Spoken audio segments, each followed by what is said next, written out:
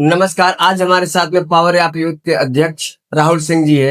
हम आपको बता देना चाहते हैं, इन्होंने हजारों की संख्या में वृक्षारोपण किया है और ये वार्ड क्रमांक 10 के नगर सेवक उम्मीदवार भी रह चुके हैं। आइए हम इनसे बात करते हैं। उत्तर भारतीयों को मारपीट के मामले में इन्होंने अपनी कई प्रतिक्रियाएं दी है। नमस्कार राहुल सिंह जी। नमस्कार नमस्कार। आपने फेसबुक में कई कमेंट अपलोड किए हैं, इसका कारण क्या है? देखिए कैसा है कि मुझे ऐसा लगता है कि हमारे समाज में इस प्रकार की बातें आती है जहां पर कहा जाता है कि यदि आप लड़ नहीं सकते हो तो साथ दो, साथ नहीं दे सकते हो तो उसके लिए बोलो, बोल नहीं सकते हो तो उसके लिए आवाज उठाओ या फिर आप लिखो। तो मुझे ऐसा लगता है कि मैं जिस योग हूँ मैं उस योग अपना बात रखता हूँ समाज में और ये मेरा अधिकार भी है। मुझे ऐसा लगता है कि एक बतौर समाज सेवक और एक सोशल ये प्लेटफॉर्म में मेरा हमेशा रुचि रहा है पहले से भी, तो मैं इसके पहले भी अपनी विचारधारा लोगों के बीच में सर निरंतर रखता आया हूँ। जैसा कि हमने देखा है कि आपने संजय राउत जैसी की भाषा का भी इस्तेमाल किया है।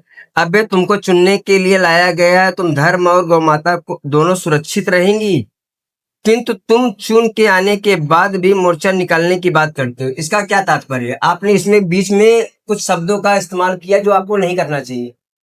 देखिए ये एक भाव है मेरे अंदर जो राष्ट्र हित के लिए है और मुझे ऐसा लगता है कि जब समाज में आपको जब पारदर्शिता नहीं होती है ना तो ऐसे समय पे अपनी आवाज को बुलंद करनी चाहिए और मुझे ऐसा लगता है कि मैं ये अपनी आवाज इस लेखनी के माध्यम से बुलंद करता हूँ और मुझे ऐसा लगता है कि यदि आप समाज में हैं तो आपको अपना बात रखनी चाहिए और जिस भाषा में समझे, मुझे ऐसा लगता है कि एक विनम्र के भाषा में भी उनको समझाना चाहिए और एक कड़ी आवाज में भी उनसे बात करनी चाहिए।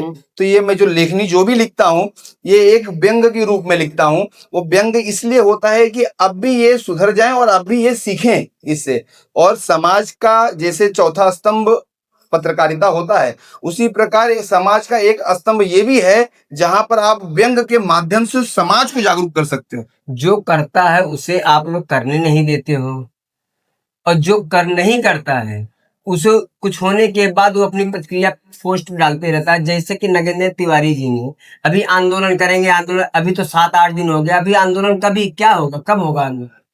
देखिए आप जिनका नाम ले रहे हैं उनको तो मैं व्यक्तिगत उतना नहीं जानता हूं, बट मैं आपको सिर्फ इतना बताना आपको चाहूंगा। नहीं लगता कि उत्तर भारतीयों के बीच आप विवाद पैदा कर रहे हो, एक गठ बना रहे हो, एक नेतागिरी अपनी छवि बता रहे हो? नहीं नहीं, देखिए अगर आप जो कुछ दिनों पहले जो बात चली अगर आप उस बात से रिलेट करके अगर आप बात कर रहे हैं तो मुझे ऐसा लगता है कि जो डीमार्ट के यहाँ पे जो फेरी वाले को मारा गया शायद उसके लिए आप बात कर रहे होंगे, शायद मुझे ऐसा लग रहा है। तो यदि जो वहां पर जो फेरी वाले को जो मारा गया है तो ये मेरा व्यक्तिगत मानना है कि आप उसमें जात धर्म मजहब और वर्ण व्यवस्था क्यों लाते हो।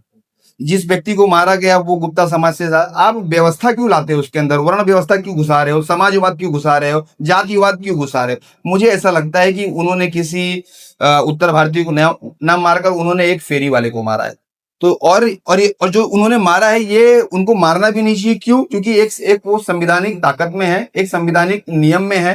तो मुझे ऐसा लगता है कि जो उन्होंने हाथ उठाया है वो गलत तरीका है और जिसका जवाब मैं हमेशा अपने पोस्ट के माध्यम से सोशल मीडिया पे मैं हमेशा व्यंग के रूप में मैं हमेशा लिखते रहता हूँ। अगर आप मेरे सोशल मीडिया अकाउंट्स पे देखेंगे ना तो मैं मेरा विरोध करता हूँ, ऐसा नहीं कि नहीं करता हूँ, मैं करता हूँ मेरा विरोध, लेकिन मुझे ऐसा लगता है कि अपना एक दायरा है, उस दायरे में रह के लोगों तक बात पहुंचाना और अपनी लेखनी के माध्यम से बात पहुंचाना, इससे बड़ी बात और क्या हो सकती है। जैसे आपने इसमें लिखा है फेरी वाले को जगह नहीं दे सकते हो तो कम से कम उन्हें सजा तो मत दो। बिल्कुल बिल्कुल। उन्होंने क्या सजा दी है? मतलब गटर को साफ सफाई करवा देना या फिर कुछ और? नहीं, देखिए मेरा ये कहना है कि आप किसी सामान्य इंसान पर हाथ मत उठाइए क्योंकि आप एक संवैधानिक कुछ तो हुआ रहेगा, कुछ तो हुआ रहेगा। आप वही मैं कहना चाह रहा हूँ कि आप एक संवैधानिक प्रतिक्रिया से चुन के आए हुए पब्लिक के एक फेस हो।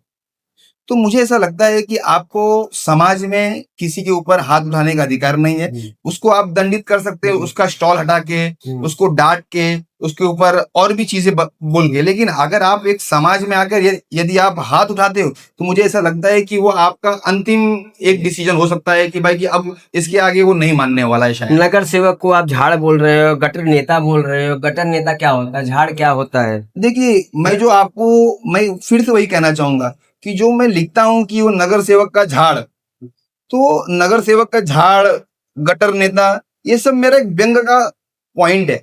यदि आप व्यंग बोलते हो तो व्यंग समझने लोगों तक समझता है, और वो मेरा उद्देश्य ये होता है कि वहां तक पहुंचे वो बात। मेरा किसी से व्यक्तिगत मैं नहीं जानता कौन क्या है, लेकिन अगर समाज के प्रति कोई अगर दुर्भावना फैला रहा है, अगर प्रशासन को अपने हाथ में लेकर दुरुपयोग कर रहा है, तो मुझे ऐसा लगता है कि उसमें आपको लेखनी लिखनी चाहिए, अपनी आवाज बननी चाहिए और अपनी आवाज बोलनी चाहिए। नागेंद्र तिवारी जी से आप पर्सनली मिले हो या फिर नगर सेवक से मिले हो या अपनी बात रखे हो? देखिए, मैं आप जिनका नाम ले रहे हैं, मुझे ऐसा नहीं लगता है कि मेरा व्यक्तिगत उनसे कोई वो है, बट मुझे ऐसा लगता है कि यदि आप समाज को दो दिशा में डाइवर्ट करने का काम करेंगे, तो इसका मैं खेद ही प्रकट कर सकता हूँ, इससे ज्यादा कुछ नहीं। क्योंकि यदि आप देखा जाएगा तो उन्होंने फेरी वाले पे हाथ उठाया है, ना कि किसी समाज के नाम पे हाथ उठाया है, ना ही किसी भाषा के नाम पे हाथ उठाया है, ना ही किसी वर्ण व्यवस्था के नाम पे हाथ उठाया है। उन्होंने एक फेरी वाला, फुटपाथ पे काम करने वाले का कर्म की वजह से उसको पनिश किया होगा, बट जो कि उनको नहीं करना चाहिए था। उसके लिए संविधान है, कानून है, व्यवस्था है, नगर पालिका है, बहुत सारी चीजें हैं। उसके प्रक्रिया के माध्यम से आप करिए ना। आप एक पब्लिक फेस हो, जनता के बीच के एक चेहरे हो, जो जिन्होंने जनता ने आपको अपने विश्वास पे चुन के लाके दिया है। तो मुझे ऐसा नहीं लगता है कि आपको कानून प्रशासन अपने हाथ में लेना चाहिए। इस चीज का मैं विरोध करता हूँ, बाकी किसी चीज से मुझे क्या लेना। बार बार नाम चल रहा है उत्तर भारतीय को मारा, उत्तर भारतीय को मारा। देखिए, फिर से मैं इसमें कहना चाहूंगा कि आप अपनी पहले मानसिकता क्लियर करिए कि वहां पर फेरी वाले को मारा है कि उत्तर भारतीय को मारा है। वो फेरी वाला मद्रासी भी हो सकता था, गुजराती भी हो सकता था, मारवाड़ी भी हो सकता था, कोई भी समाज से हो सकता था, लेकिन वहां पर हाथ जो उठाया गया, एक फेरी वाले पे हाथ उठाया गया, किसी समाजवाद पे हाथ नहीं उठाया गया, किसी जाति देख के नहीं हाथ उठाया गया। अगर कोई इस बात को अगर तूल दे रहा है, इस बात को हवा दे रहा है, तो मुझे ऐसा लग रहा है कहीं ना कहीं वो भी अपनी राजनीति रोटियां सेक रहा है। क्या आप ये कहना चाहते हो कि साफ साफ लोग अपनी राजनीति रोटियां सेक रहे हैं? डेफिनेटली वो तो पहले से होता आ रहा है, वो तो पहले से होता आ रहा है। सब समाज में आज के समय में उत्तर भारतीयों को कुछ नहीं समझा जा रहा है, लेकिन आज उनको ऐसा लगता है कि शायद मैं इनको न्याय दिलाने के चक्कर में हीरो बन जाऊं। कोई बात नहीं, कोई बात नहीं, आप अपना प्रयास करिए, लेकिन आप समाज में गलत बातें मत फैलाइए। जैसे कि आप अभी इस फील्ड पे आए हो, इसकी अपनी चर्चा रख रहे हो, आपका क्या अगला टारगेट क्या होगा?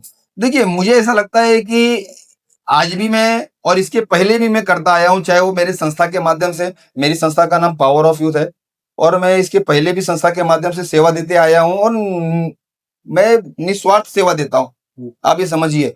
तो मुझे ऐसा लगता है कि जहां पर समाज के प्रति विरोध हो रहा है, विचारधारा के प्रति विरोध हो रहा है, तो मुझे ऐसा लगता है कि वहां पर अपना बात रखनी चाहिए, और मैं अपना बात निरंतर सोशल मीडिया के माध्यम से रखता हूं, लोगों के माध्यम से रखता हूं, मंच मिलता है मंच के माध्यम से रखता हूं, आप जैसे पत्रकार बंधु मिलते हैं वीडियो के माध्यम से रखता हूं मैं मेरी बात। मुझे अपनी बात रखने में कोई आप उस वार्ड क्रमांक के 22 के नगर सेवक को आप इस चैनल के माध्यम से क्या संदेश देना चाहते हैं? बस मैं इतना संदेश देना चाहता हूं कि आपका जो ताकत मिला है, जो आपको संवैधानिक पावर मिली है, उस पावर का दुरुपयोग मत करिए, और आप बहुत अच्छे एक लीडर के रूप में देखे जा रहे हो समाज में, और कहीं ना कहीं आप इस काम को करके समाज में अपना नाम खराब करने का मतलब आप ये साफ साफ कहना चाहते हैं कि उनको ताकत मिलने के बाद वो अपनी ताकत का गलत दुरुपयोग कर? बिल्कुल। अरे किसी गोर गरीब पे, किसी फेरी वाले पे, किसी गरीब तबके के लोगों पे अगर आप अपना ताकत दिखाना, मतलब मुझे ऐसा लगता है कि सीधा सीधा ये तो पावर का ही दुरुपयोग है ना। अगर आपको ताकत दिखाना है तो उनको उचित स्थान दिखा के वहां पे ताकत दिखाइए ना।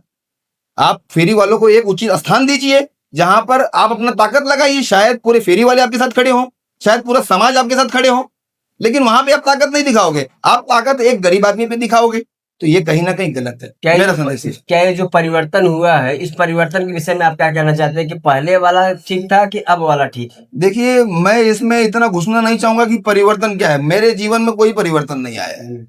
मेरे जीवन में पहले भी मैं वही खाता पीता रहता था, सेम चीज आज जनता के लिए देखिए आज जैसे इसको तो डिसाइड करने के लिए जनता को स्वयं समझना चाहिए ना कि अब अत्याचार किसके ऊपर हो रहा है, ठेले किसके हटाए जा रहे हैं, रूम किसके तोड़े जा रहे हैं, अनेकों। हमारी गौ माता तक सुरक्षित नहीं है। कुछ दिनों पहले हमने भी देखा कि गौ माता का विषय आपके भी चैनल में मैंने देखा था वो चीज। तो कहीं ना कहीं मुझे ऐसा लगता है कि परिवर्तन कहीं ना कहीं हम लोगों को डुबाने का ही काम कर रहा है। परिवर्तन कुछ नहीं आया है, सामान्य जीवन वही चल रहा है जो पहले से चलता आया है। और हमने जिस उम्मीद से परिवर्तन लाने की कोशिश की, कहीं ना कहीं परिवर्तन को भी हवा लग गया है। परिवर्तन को ही परिवर्तन का हवा लग गया है, वो स्वयं अपने आप को परिवर्तित कर लिया है। ये थे हमारे पावर ऑफ यूथ के राष्ट्रीय अध्यक्ष राहुल सिंह जी। आइए हमसे एक चर्चा और करते हैं कि इनके जो नगर सेवक में है, इनको कौन से दो नगर सेवक अच्छे लगते हैं? कौन से दो नगर सेवक अच्छे लगते हैं कि पूरे तालुका में कौन से दो नगर सेवक अच्छे लगते हैं, मतलब पहले आप तालुका ये confirm तालुका ही करिए। पकड़ लीजिए। पूरे तालुके में यदि मैं पूरे तालुके की बात करूं तो मेरा पसंदीदा नगर सेवक अगर दो व्यक्ति को मैं अगर मानता हूं, जिनके काम के तरीके को मैं पसंद करता हूं, उनके आइडियोलॉजी को मैं पसंद करता हूं और उनके एग्रेशन को पसंद करता हूं। ये गरीबों पे अत्याचार करने वाले को मैं पसंद नहीं करता। लेकिन अगर मैं किसी दो नगर सेवक को अगर मैं ऐसा दिल से रिस्पेक्ट निकलता है तो मुझे ऐसा लगता है कि एक सत्ता पक्ष से है और एक विपक्ष से है। अगर सत्ता पक्ष से कोई है, मतलब दोनों दोनों भाई, ऐसा नहीं ना कि मेरा खाली बीजेपी में ही मेरा पसंदीदा नगर सेवक है या फिर यहाँ की सत्ताधारी पार्टी बहुजन विकास से ही मेरी नगर सेवक है। दोनों पक्ष में मेरे एक एक नगर सेवक जो मुझे ऐसा उनके काम करने का तरीका पसंद है। और मैं आपको बता दूं, उनमें से जो सत्ता पक्ष के हैं और जहां तक मैं उसे कनेक्ट कर पा रहा हूँ कि नीलेश देशमुख जी का नाम लेना चाहूंगा मैं। ऐसे में नीलेश देशमुख वार्ड क्रमांक 9 के हैं वो। हाँ हाँ हाँ, बहुजन विकास आघाड़ी के वार्ड क्रमांक 9 के हैं और वो एक दमदार उप महापौर के कैंडिडेट भी थे, उन्होंने नामांकन भी शायद किया था। बाकी वो बात मैं इसलिए बोल पाता हूं उनके लिए क्योंकि एक वो हो गए। और अगर विपक्ष का नेता में मैं अगर काउंट करूं तो मुझे ऐसा लगता है कि पंकज जी देशमुख एक हाँ वेल सेटल्ड और एक पीसफुल व्यक्ति हैं जो अपना काम के शैली से लोगों को प्रसन्न करते रहते हैं। क्योंकि ये दोनों जो देशमुख ब्रदर्स हैं, दोनों बाजू बाजू के वार्ड में है, ये भी समझ लीजिए, एक 9 में है और एक 10 में। लेकिन दोनों का काम करने का तरीका पता क्या है कि यदि आप कोई भी समस्या इनके पास लेके जाइए, रोड नाला गटर इलेक्ट्रिसिटी स्ट्रीट लाइट, कोई भी आप समस्या लेके जाइए इनके पास, ये लोग अपने जेब के खर्चे से वो काम कराते हैं। चाहे वो नीलेश जी हो चाहे वो पंकज जी हो, दोनों अपने जेब से काम कराते हैं और वो कभी नगर पालिका के फंड पे निर्भर नहीं है। अगर आप समस्या लेके गए भैया कचरा का है तो वो कचरा साफ करवा देंगे, ना लेके आए वो अपने पैसे से काम करवाएंगे।